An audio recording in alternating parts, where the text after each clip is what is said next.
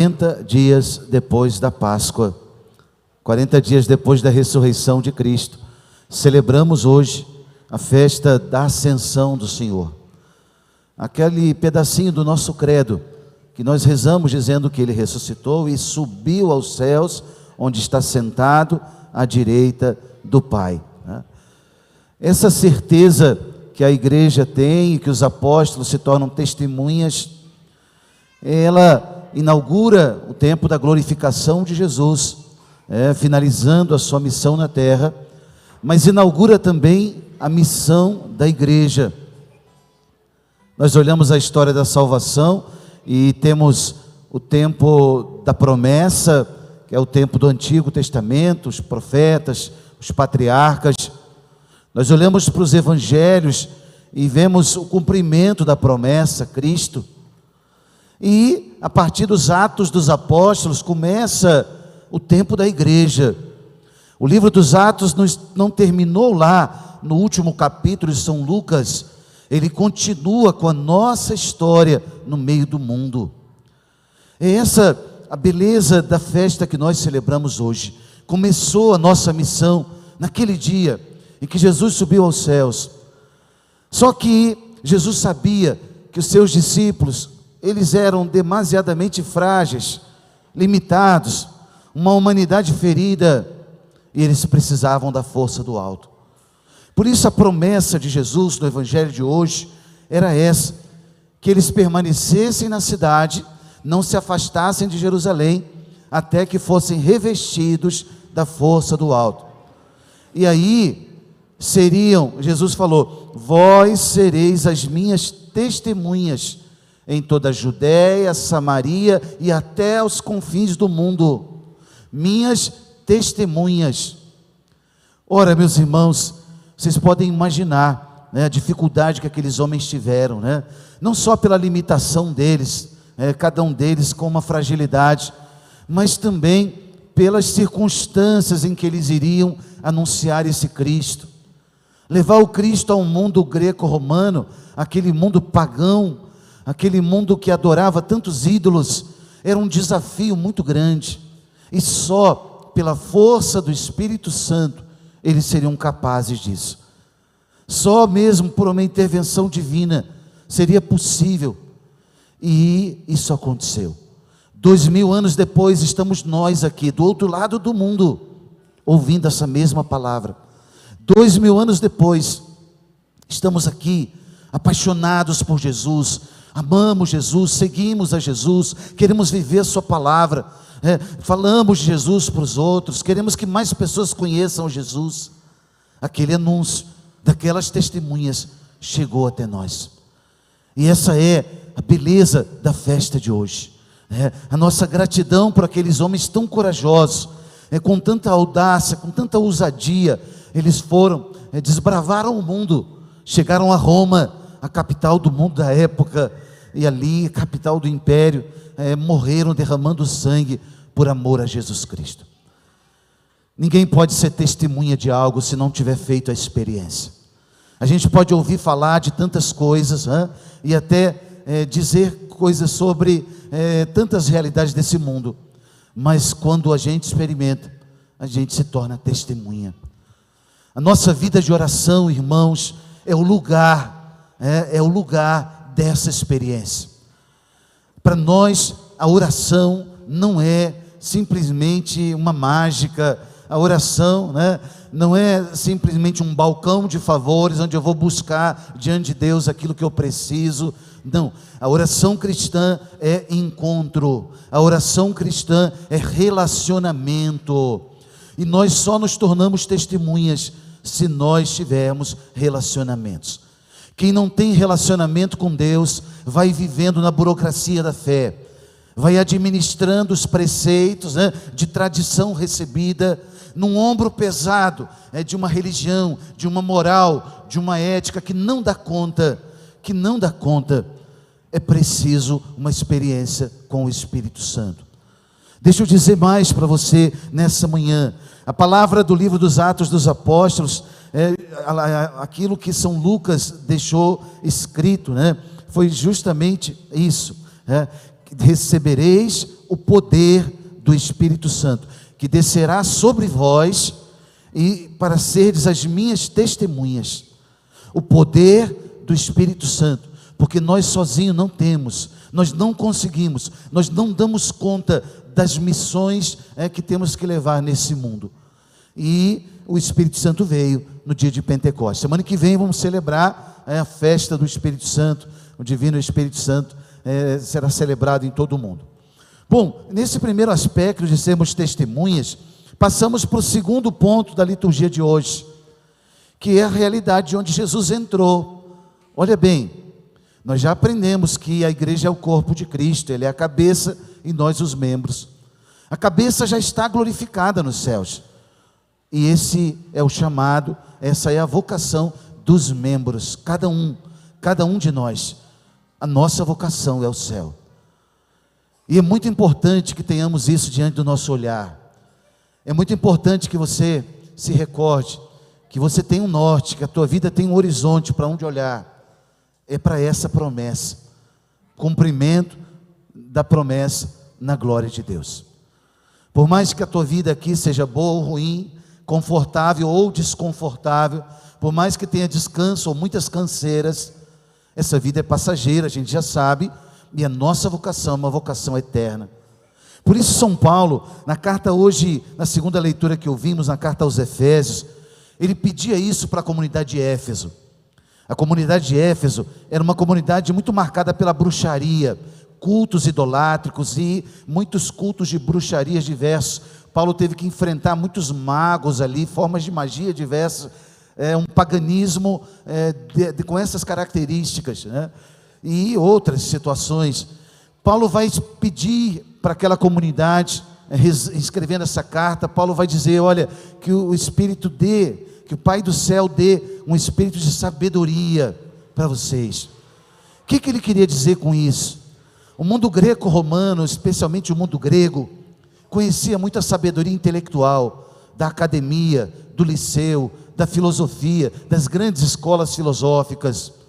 Paulo está falando de uma outra sabedoria agora, de um dom do Espírito.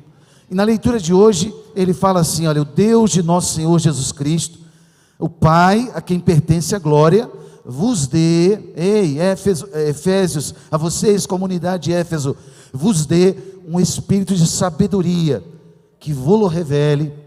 Olha que coisa linda, querido, preste atenção nisso, que vô-lo revele e faça verdadeiramente conhecer, que Ele abra o vosso coração à sua luz, para que saibais qual é a esperança que o seu chamamento vos dá.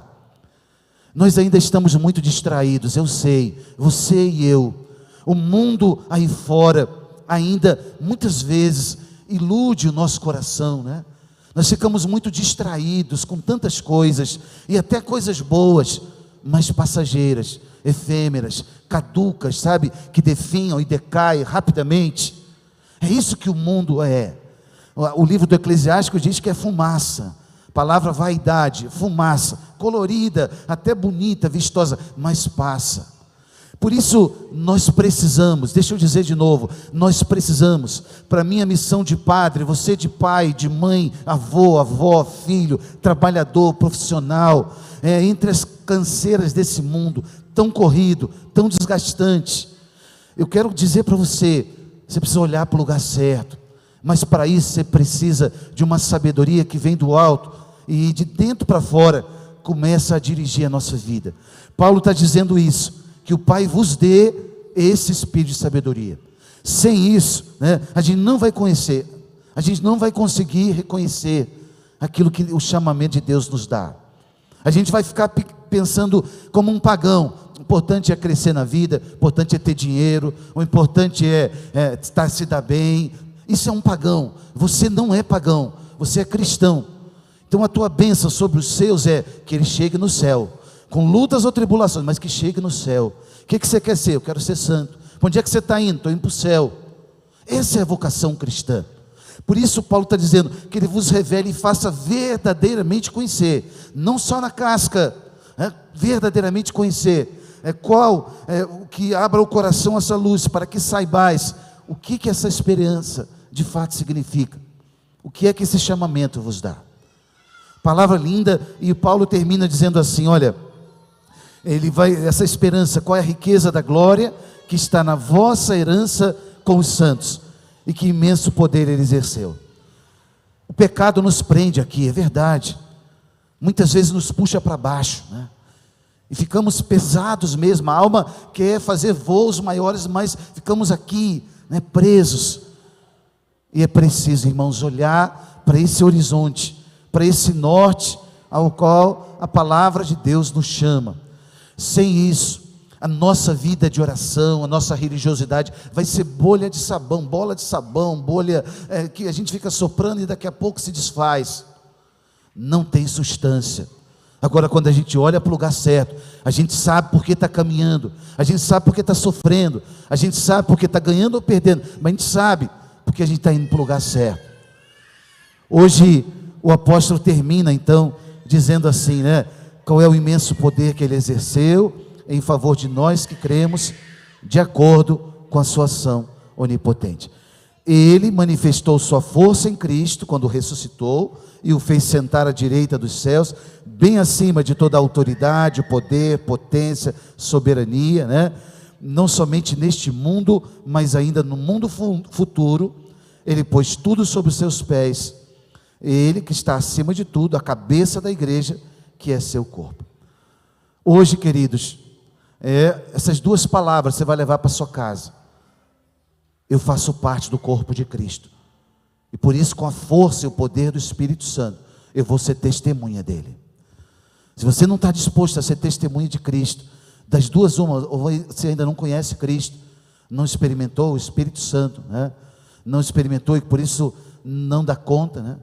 Ou ainda não conhece Cristo. Não conheço, padre, cheguei aqui hoje, primeira vez, nunca ouvi falar desse Jesus. Quem é? Me apresenta. Você vai me procurar depois da missa e nós vamos conversar sobre isso. Mas não, eu creio que você conheça, e por isso você vai pedir já nessa missa: Espírito Santo, reveste-me dessa força do alto. Há uma missão grande para cumprir lá fora, num mundo talvez mais pagão do que o mundo greco-romano, mais desafiador do que aquele mundo que os antigos enfrentaram. É nesse mundo, no meio dessa geração, que o Senhor nos chama a viver essa palavra. Testemunha, testemunha. Onde o mundo tem pregado o contrário, você vai ser testemunha. Por quê? Porque eu experimentei. Você sabe por que você é testemunha? Porque você experimentou o Cristo vivo. A segunda palavra é essa, da sua vocação eterna.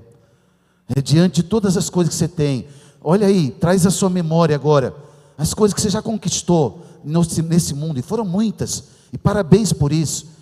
Parabéns pelos títulos, pelas honras, pelo dinheiro, pela herança que você conquistou, patrimônio, beleza, aplausos para tudo isso, mas aí dentro da sua alma, olha para a tua vocação eterna, e diz: glória a Deus, a glória é de Deus, e é para Ele, e é para lá que eu estou caminhando.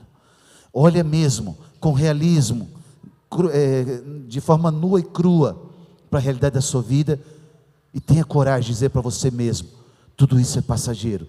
A minha vocação é essa, mas eu preciso do Espírito de sabedoria.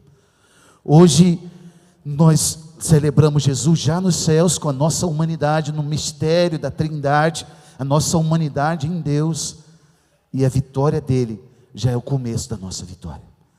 Começo da nossa vitória. Hoje, pensando na provisoriedade dessa vida, nós olhamos para esse horizonte, e por isso nosso coração se enche de esperança. Bateu a doença, bateu o problema, o desespero, você tem para onde olhar. Não esquece disso. Você tem para onde olhar. E até mesmo quando o mar está calmo e está tudo tranquilo aí dentro, você tem para onde olhar. O barco da sua vida não está à deriva, no mar agitado ou calmo. O barco da sua vida tem um porto ao qual se dirigir. Hoje, queridos, começando esse mês de junho, vamos olhar, mais uma vez, como eu pedi no início, olhar para o coração de Jesus. As virtudes do coração de Jesus são as virtudes que nós queremos nesse mês olhar. Ele mesmo diz: aprendei de mim, que sou manso e humilde de coração. Aprendei de mim. Olhar para esse coração tão humano e tão divino, e aprender com ele. É Ele que nós queremos imitar, é a humanidade dele, vinda do céu, nascido de Maria, é a humanidade dele que nós queremos imitar. Qual é a virtude, qual é o exemplo do coração de Jesus que você vai trazer nesse mês para a sua vida? Pensa um pouquinho, reflete aí, e com muita confiança, diga isso: Sagrado coração de Jesus, eu tenho confiança em vós. Sagrado coração de Jesus, eu tenho confiança em vós. Amém. Creio em um só Deus, Pai Todo-Poderoso, Criador do céu e da terra, de todas as coisas visíveis e invisíveis. Creio em um só Senhor,